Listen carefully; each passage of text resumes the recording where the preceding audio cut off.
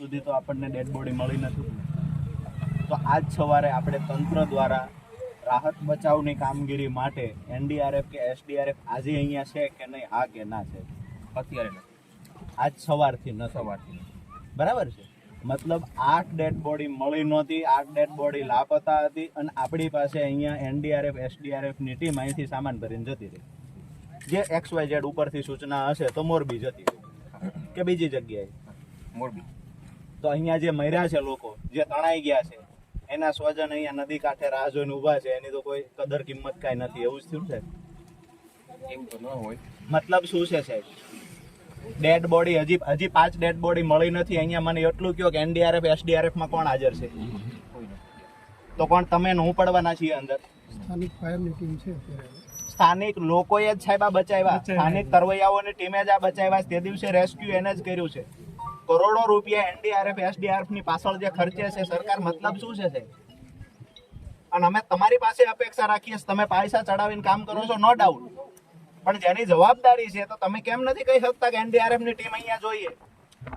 5 લોકો હજુ નથી મળતા, લાપતા છે. તંત્ર પાસે શું છે મને કહો? તંત્રનો એક માણસ, જવાબદાર માણસ અહીંયા હાજર હોય કયો?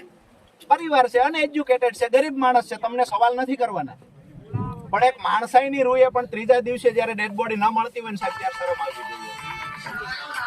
બરોબર સાહેબ.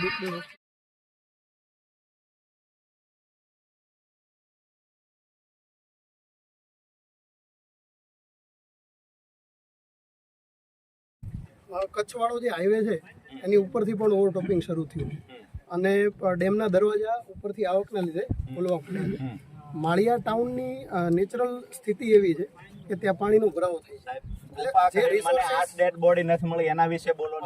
ગુજરાત આખામાં ઘણી ઘટનાઓ ઘટે છે, મને અહીંની વાત કરો ખાલી. આપ એનડીઆરએફ ની આગ્રહ રાખો છો એટલે મારે આપને આ કહેવું પડે. હું તમને ત્યારે રિસોર્સિસ હોય એને મેનેજ કરવા પડે. એક સેકન્ડ, 8 ડેડ બોડી આપણને મળી નથી અને ઉપરથી કોઈ સૂચના આપે છે, આદેશ કરે છે કે એનડીઆરએફ ને પરત ફલાણી જગ્યાએ મોકલી દો. કાં તો આપણી પાસે ટીમ નથી, સ્વીકારવું પડે કે બીજી ટીમ નથી, અને કાં તો આપણે ઉપરના લોકોને માણસાઈની ભાષામાં કઈ નથી શીખ્યા કે પરિવાર અહીંયા ઝંખે છે, 3 દિવસથી ભૂખ્યો તરસ્યો એના સ્વજનને શોધવા માટે. અમે પણ પરિવારની સાથે જ ઊભા છીએ. મારી વાત સાંભળો, મેં વ્યક્તિગત તમને 2 વ્યક્તિ ઉપર મારો કોઈ આરોપ નથી. મારી વાત એટલી જ છે કે પ્રશાસનમાં મેં પહેલા જ પૂછ્યું તમારી ઉપરનું કોઈ અહીંયા ઊભું છે? તો તમે કીધું કે નથી. હવે તમે જે માનવ શરીર ફૂલાવાની જે વાત કરી, તો માનવ શરીર ફૂલાશે ને પછી બહાર નીકળશે ને એ તો ગામના લોકો કાઢશે. હું અહીંના લોકોને પૂછું છું, અહીંના કોણ છે સ્થાનિક? અહીંથી પેલા કેસરી કપડા પહેરેલા લોકો સવારે ક્યારે જતા રહ્યા છે? 9 વાગે કેટલા વાગે ગયા એ લોકો?